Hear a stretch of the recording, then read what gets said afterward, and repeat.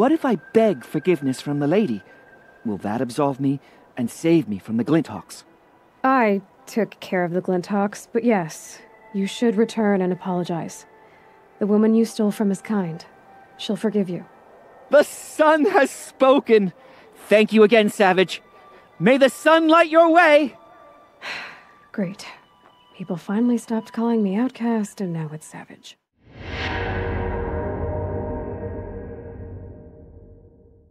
Welcome everybody to my review of Horizon Zero Dawn after 169 hours and 100% of the achievements unlocked. I always try to experience everything a game has to offer before discussing it, be it achievements, branching, or different paths you can take. It's a way for me to know I saw what the game has to offer and get my money's worth. Horizon Forbidden West finally came to PCs, and before playing it I wanted to experience the first game once more, to naturally drive into the second one. This game was developed by Guerrilla Games, part of PlayStation Studios, and known for the Killzone series, and published in 2017 for PlayStation.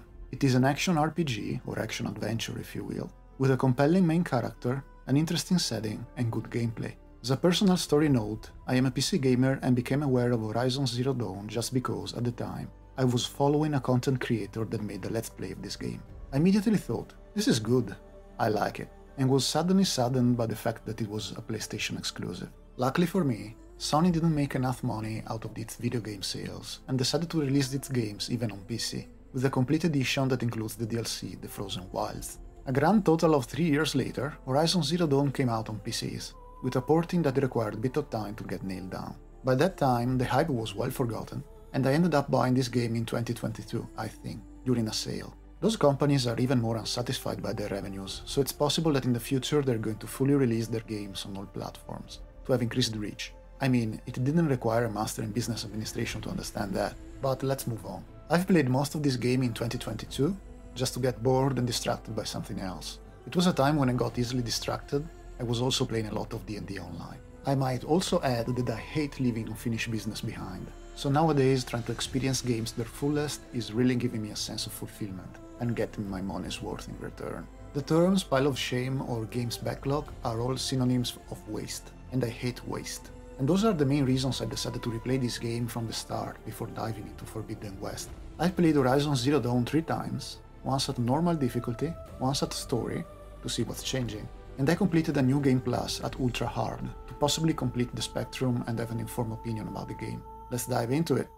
I know a lot of people playing these games want to immediately talk about the gameplay and combat, but that's not how I do things. I play games for the story, the world and the characters, hoping gameplay won't be a pain, so I'm going to talk about those things first. This game is 7 years old, and I was on the fence talking about the full story, because it's not a new game to be super sensitive about spoilers, but it's not 20 years old either. For me it's a kind of middle ground, so I've decided to talk only about the events of the prologue and the story's general direction. Aloy is a young girl raised as an outcast, by a tribal community of people in a post-apocalyptic world. Machines in animal shapes roam the world, and they are dangerous.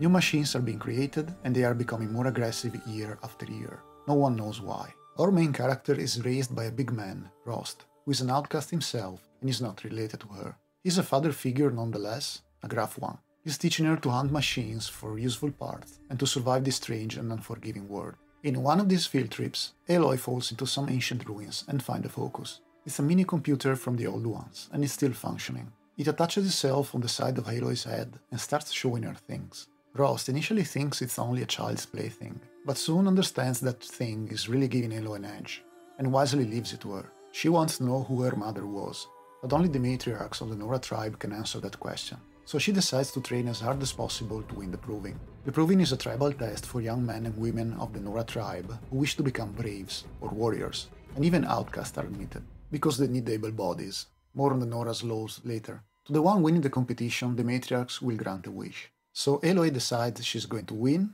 to ask them who her mother was. Outcasts are essentially exiles, some for good reasons, others not so much. Murderers or thieves can be understood, but why was Aloy cast out at birth? Why Rost, who seems like a decent man? What happened to this world? What drove it to destruction and to the cultural annihilation of the old world? The Nora are fully aware of the ruins of the old ones, and they are forbidden. They can be dangerous, sure, but why are they so stubbornly against progress and change? We're going to find out all the answers we need during the narrative of the game, if we look thoroughly enough. A lot of this is explained through the main story, But for other questions we have to ask optional dialogue lines or look for recordings left by the old ones, scattered through the world. At the proving, we will be exposed to more Nora bullying, but eventually the test will end up in blood. Strangers will attack the Nora, killing most, if not all, the young warriors proving themselves, except for Aloy. She will fight the attackers until their boss, a big man called Helis, almost kills her. Almost, because Rost will sacrifice himself to save Aloy. She will recover, and the High Matriarch of the Nora will brand her a Seeker, a Nora who can leave the Sacred Lands without fear of punishment, looking for something specific. In this case, looking for the attackers and the reason behind it. The Nora have very inflexible laws, except for when it pleases them. Aloy won't care much about those laws, but is very determined to discover the truth behind herself and what happened at the proving. Why does she share 99% of her DNA with the scientists of the Old Ones? The answer is not that difficult to imagine, but I guarantee you the story is compelling. The main quest is not very long. It will require about 15 hours to be completed, but it will expose you to a lot of the content of the game. It's also completely railroaded, there is only one ending. There are side quests, not very original story-wise or plain boring when it comes to weapon tutorials, but the biggest reward is going to be the exploration of the lore and the setting. Some of these side quests are simply fetch quests or helping people against the machines. The game will really hold your hand during those. I mean, you can finish the game without ever going to a cauldron, a site where the machines are being built, but you're going to lose out on a lot this game has to offer. So don't be discouraged by those side quests. I encourage you to explore. If you do every side quest and activity, the game may take about 75 hours to be completed. Aside from the very interesting main character, more on characters later, the other strength of this game is the world. Lore-wise, the map spans through a chunk of Colorado, Utah, and Montana, but it's completely unrecognizable. The world has been destroyed and rebuilt, so you'll just find some references. It's been scaled down for playability, so you won't find yourself running for hundreds of miles. In these regions there are 4 main tribes. The Nora, who not so much raised you, very tribal and considered savage by others. The Karja, who have a sort of dominant civilization and have a difficult and bloody past. The Oseram, tinkerers and merchants, essentially they are the dwarves of this setting. Finally the Banuk, very tribal too, and with the society split into hunters and shamans, all focused on survival and enduring. You will unlock campfires. You can save at them and fast travel from anywhere in the world to either them or settlements you have already discovered. You'll encounter different biomes, from snowy mountains to jungles to deserts, with different machines in them. More on machines in the combat section. In the world you find a lot of different activities you can do. You have machine sites, where a certain type of machines will gather, cauldrons, where a certain type of machines is built and you can learn how to override them by defeating what essentially is the dungeon boss. Hunting grounds, challenges that will reward you medals to exchange for equipment at the hunting lodge in Meridian. Tallnecks, one of my favorites, are big giraffe-like machines you can climb to discover an entire region of the map. They're all slightly different, and often you'll face some kind of a challenge to find a way to climb them among hostile machines. Corrupted zones, in which you'll find scaled-up corrupted machines to eliminate, and, of course, collectibles to pick up and exchange for rewards at the capital. There's quite a lot to do, and if you're like me that want to do them all, expect a lot of optional sneaking and fighting to gather those treasures. Besides these activities, the world is gorgeous and a pleasure to explore, wading through tall grass to sneak, running for your life from packs of machines, or free climbing to reach high areas. A lot of free climbing.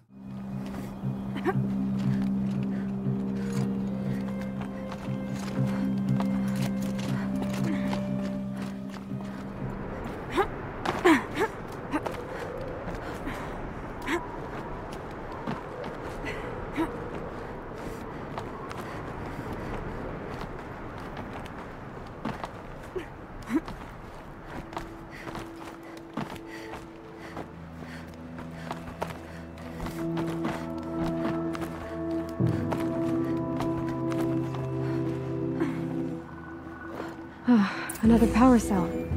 This should help me get to that ancient armor. At higher difficulties, the world feels really dangerous, and you'll start to prepare for expeditions. Study the path to stealth your way through dangerous machines, or prepare your arsenal to fight a very specific prey. You really feel like a hunter, owning preparation and patience.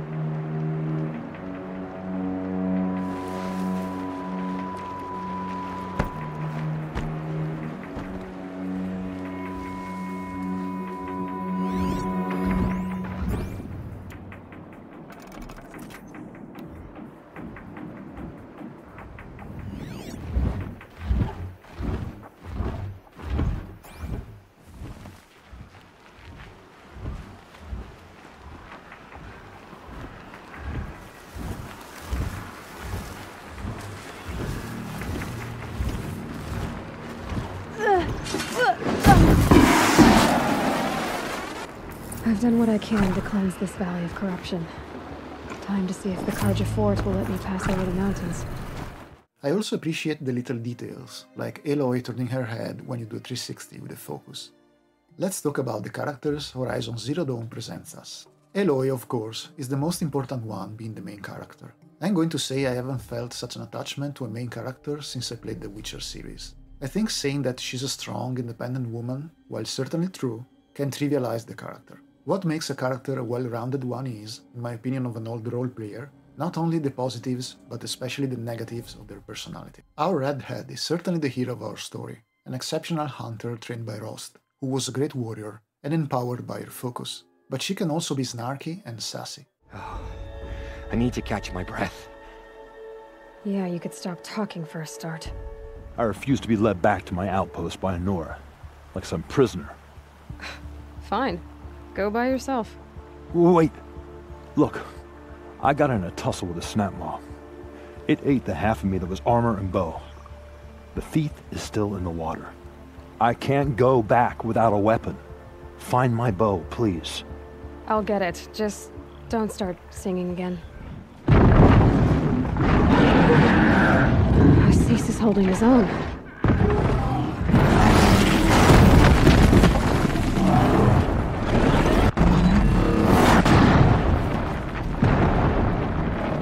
Was holding his own. And she's not a team player, she's a lone wolf. She's the operative who gets the job done. But no one is stronger alone. But I admit this might be a consequence of the game design, this not being a party-based game. A lot of Aloy's charm also comes from the exceptional performance Ashley Birch did in voicing and acting her. The second most important and well-portrayed character, in my opinion, is Silence. He's a mysterious figure, a very intelligent tinkerer who figured out how to use a focus and quite a bit of the Old One's technology. But he'll do anything for knowledge. He talks to Aloy the way I wish I could talk to people sometimes. He'll help Aloy in her quest, for reasons we'll always question. In D&D terms, I'll say he's the chaotic neutral wizard who stops at nothing for gaining more knowledge, while Aloy is the chaotic good ranger. He's voiced by the late Lance Reddick, who did an amazing job with that incredible voice. May he rest in peace. Then we have the himbos, Erend and Varl. One is the leader of the Oseram Vanguard, not so intelligent but loyal and funny. He's a big boy who prefers hitting things and asking questions later. The other one is the son of the Nora war chief Sona, a capable warrior with a little bit of a mom problem. They're Aloy's temporary allies, who appear in more instances during the story. King Avad is the Karja ruler, a man who overthrew his bloodthirsty father and is now on a quest to create diplomatic ties with all other tribes. He's facing internal struggle and is more a man of station than a fighter, but nonetheless is a powerful friend. Then we have Talana, a rebellious hunter from the Hunter's Lodge in Meridian, who seeks to overthrow tradition. She's a good ally Aloy can find and gain in the capital, but being part of a chain of side quests is totally missable. The last one for the base game that I'm going to mention are the weird couple, Vanasha and Hooted. She's a spy, super snarky and sassy, and he's an old war veteran you can save and gain as another ally. Both of them are missable. For the DLC The Frozen Wilds, I'll mention Ourea and Arathak, the two Banuk main characters. I won't say much about them to not spoil anything, except that they are well written and interesting. She's the Banuk shaman of this particular tribe group, and he's the chieftain. They are both very respectful figures, but with a difficult relationship. While I'm sure there are other characters and performances that will be someone's favorites, those are mine. Combat is a big part of this game. For some gamers, it's all there is. While I find this pure heresy, I understand every one of us enjoys games in a different way, and that's fine. I want to approach this by talking about the difficulty. I'm not very skilled at playing action games on high difficulties, but I managed to complete Horizon Zero Dawn in New Game Plus on ultra hard difficulty to earn the achievement. I would tell you it's not terribly difficult as one might suspect. To enjoy the real experience, I say this game must be played at least at normal difficulty. Easier ones make the preparation for the hunt trivial, and that's a part I greatly enjoyed in this game. Let's start with the machines. Machines are in animal form for story reasons I won't tell you, and by studying them with Aloy's focus, you can identify various components and their weaknesses. You can also access the information you gathered in the machine catalog, accessible during combat. This is incredibly useful instead of rescanning them every time. You also have different kinds of weapons, from bows with different kinds of damage to special weapons that can burn, freeze, electrify, and tie them down. Bows also have elemental damage and tear damage, meaning you can detach parts of the machines to disable some of their attacks, or to grab the cannon they were using against you and use it to mow them down. The system grants you ample ways of customizing your fighting style. Mine was mostly recurring to stealth, tear damage, and pure heavy punches from the power shot bow. I liked to strip the machines and then pump damage into them. Others on the internet will tell you about the power of fire or freeze damage, and that's a viable way of fighting them too. Stealth is kinda overpowered, you have murder bushes to hide in, whistle to lure enemies near you and execute them. I won't suggest specializing only in stealth though.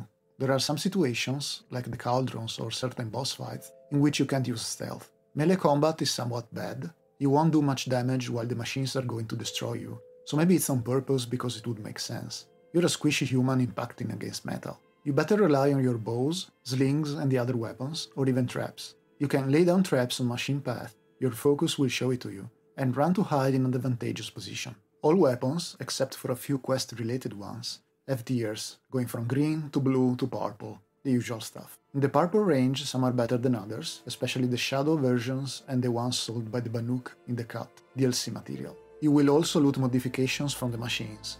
Those will grant you bonuses when attached to your weapons and armors, and have the same tier system. Those mods are fundamental, unless you're playing at very easy difficulties. For armors, called outfits, you'll find the same system with tiers and modification slots, but different outfits will grant you different bonuses. Some grant stealth bonuses, or resistance to fire, or to frost, or to melee damage. You get the gist of it. And slotting them with modifications of the same kind, you can get very powerful outfits for different fights. You can also switch outfits during combat, just FYI.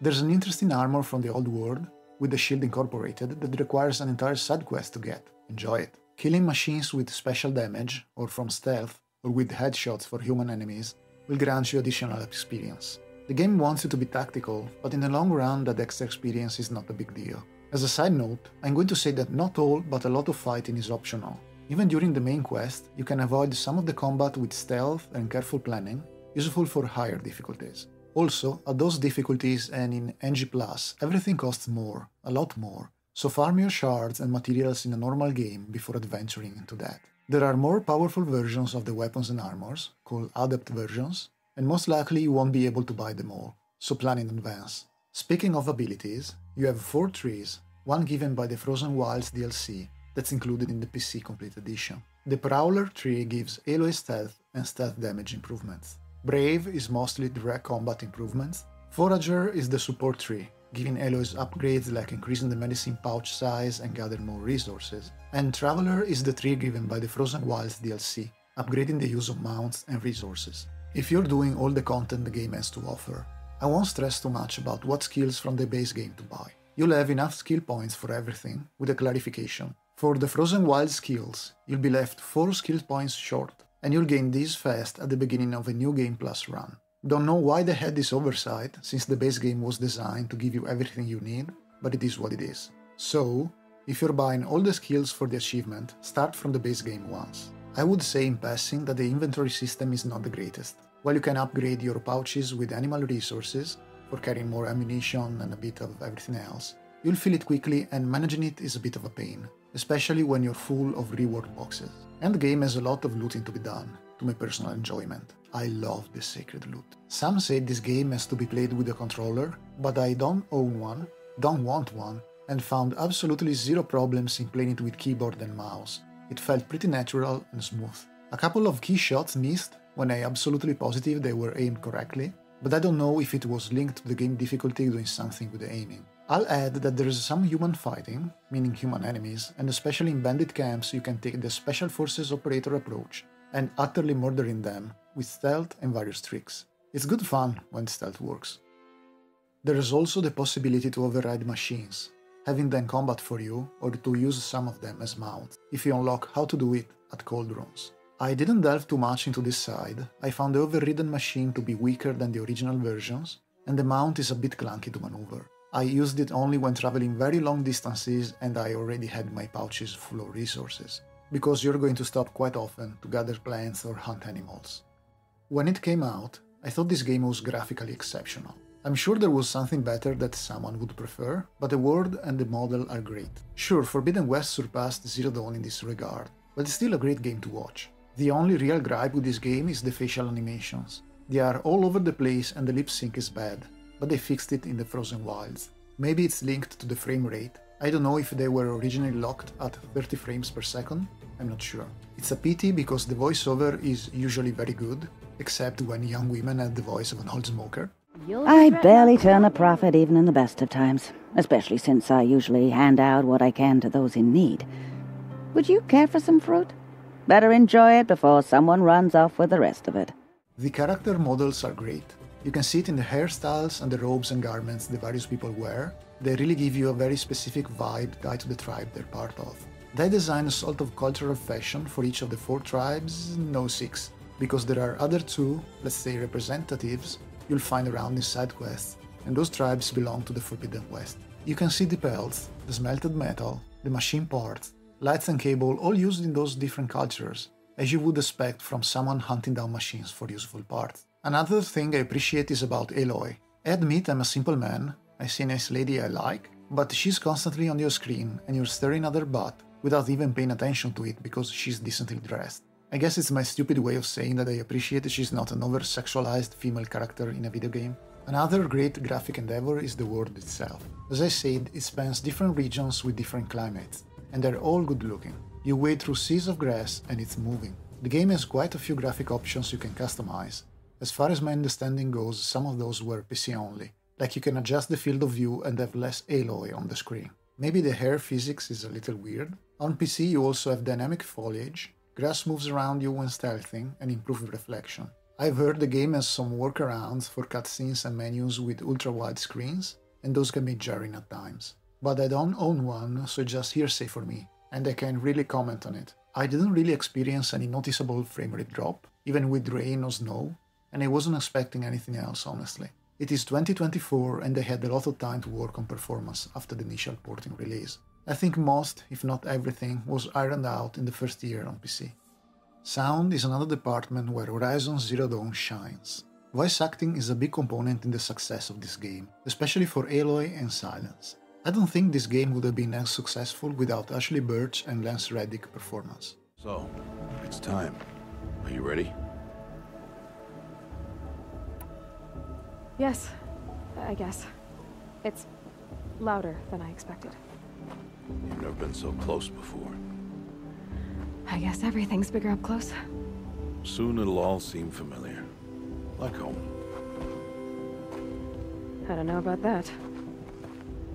Look for High Matriarch Tirsa. She'll help you. Any other concerns? Any final lessons before I head in? No. You've learned every lesson the Wilds have to teach. It was you who taught me, not the Wilds. Not sure my bow and spear will be much help in there, though. It is with bow and spear that you'll win what you've wanted all these years, Aloy. Answers. What should I expect once I'm inside? There'll be people celebrating and feasting. More than you've ever seen in one place. No other village compares to Mother's Heart. It is the seat of the High Matriarchs, the center of Nora life, a jewel of the sacred land. Give it time, and you'll grow fond of it. As I was, back when I was at the tribe. Are you sure they're gonna let me in? I've told you, Aloy. By law, any child outcast can run in the proving. And any who pass are made braves and are outcasts no more. I know that. But not everyone follows the law like you do, Rost. Have faith, Aloy. The tribe will honor your right. I'm ready to do this. See you back home in a few days? You will not find me there, Aloy. Here. Take this, too. Remember.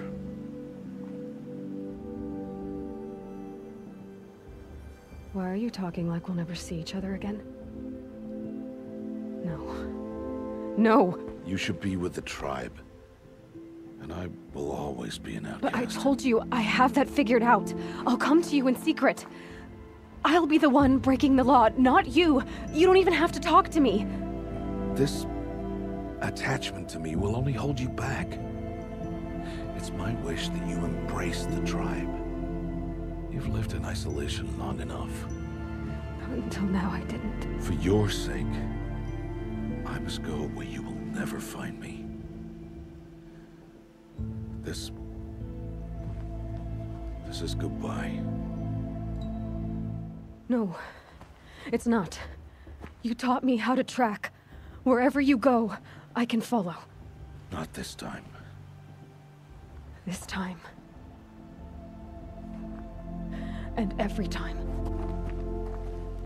I'll be wearing this when I find you. May All-Mother bless you, Aloy. And you. All this searching, and I'm still no closer. That's your reaction to everything you've just learned? To whine like a spoiled child? You should really try talking that way to me face to face. As you wish. Do you really have no idea how monumental are the discoveries you just made, Aloy? I expected more of you. So, you have a face. Got a name to go with it? Of all the questions you could ask right now, that's the one you choose. Speaking of dialogues, sometimes the game presents you with some reaction choices, I don't know why, since nothing changes choosing one over the other. It feels like Horizon Zero Dawn tried to use real RPG elements here and there, but never finished those parts. The soundtrack is pretty amazing. I always find some difficulties in describing those, because while rock music has been an important part of my life since I was a teenager, I think OSTs are a world apart. They're most often put together from different genres, and in my mind, their objective is to meld into the situation a movie or a game is presenting you, amplifying the emotions given. In this, Horizon Zero Dawn's soundtrack is quite successful. It often has some ancestral moments, if I may use that term referring to music, evoking vast and ancient spaces and times. Soaked from melted snow.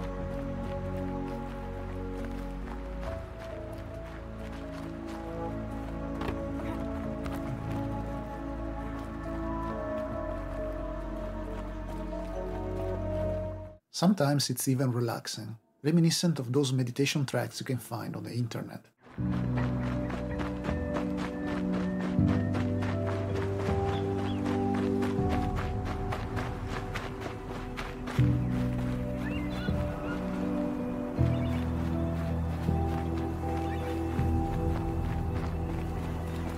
Or even weirdly remind me of those old strategy games like Age of Empires.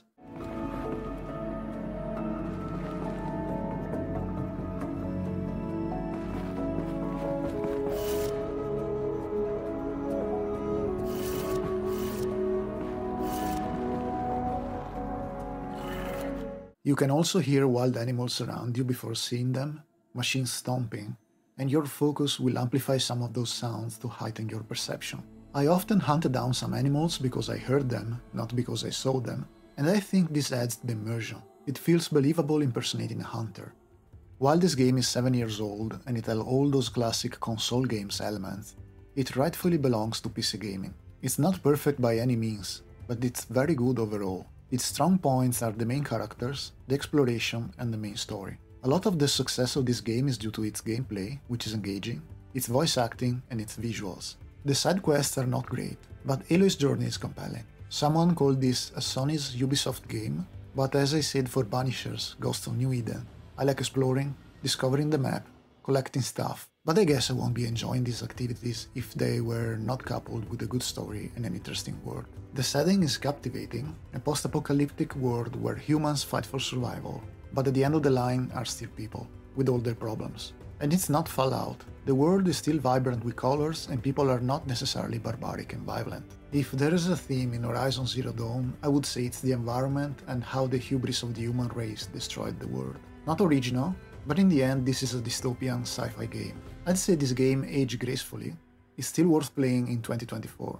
It's well worth the full price, but if you find it on sale, even better. Thank you for watching. If you came this far, please engage in all the usual YouTube stuff. Like, comment, subscribe. It helps the channel a lot. Take care of yourself, and see you on the next one. You brought me out here to ask if I want to fight you? To the death. We'll savor it because we only get this one time. Actually, I don't know what else I expected.